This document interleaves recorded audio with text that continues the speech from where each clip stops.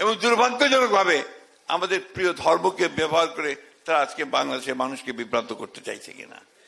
সংগ্রাম লড়াই হচ্ছে আমাদের এই নির্বাচনে জয়লাভ করবার সংগ্রাম।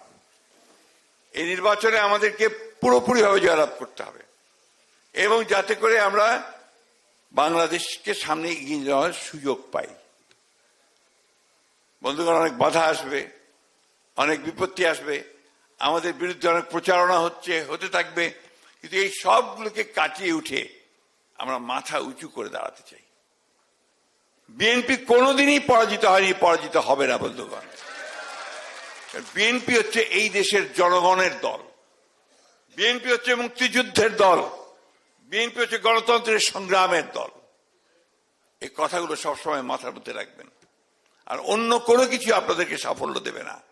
আপনাদেরকে সাফল্য দেবে আপনাদের মধ্যে ঐক্য, ইস্পাত দৃঢ় ঐক্য এবং আপনাদের যে চেতনা সামনের দিকে এগিয়ে যাওয়ার জাতীয়তাবাদী দর্শনে যে আমরা দীক্ষিত হয়েছি, আমরা যে গণতন্ত্রের দর্শনে দীক্ষিত হয়েছি, সেই দিকে এগিয়ে যাওয়ার।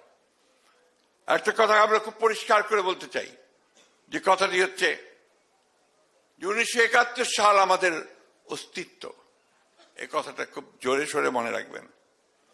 যারা এই কথা বলার দুঃসাহস দেখান, ঔদ্ধত্য দেখান, 1971 সাল নাকি আপনার বলছে 1971 সালের, আজকে আমি পত্রিকায় দেখলাম 1971 সালের প্রজন্ম নাকি নিকৃষ্টতম প্রজন্ম।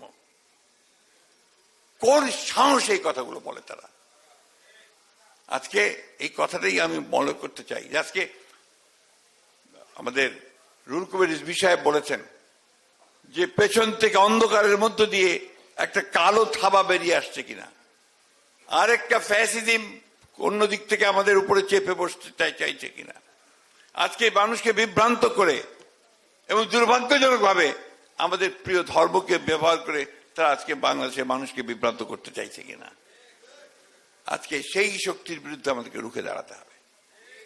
আজকে নতুন সেই লড়াই, একদিকে আমাদের বাংলাদেশকে একটা রাজনৈতিকভাবে, অর্থনৈতিকভাবে দৃঢ় অবস্থানের মধ্যে দাঁড় করাবার লড়াই, আরেকদিকে হচ্ছে এই অপশক্তিকে রুখে দেওয়ার লড়াই।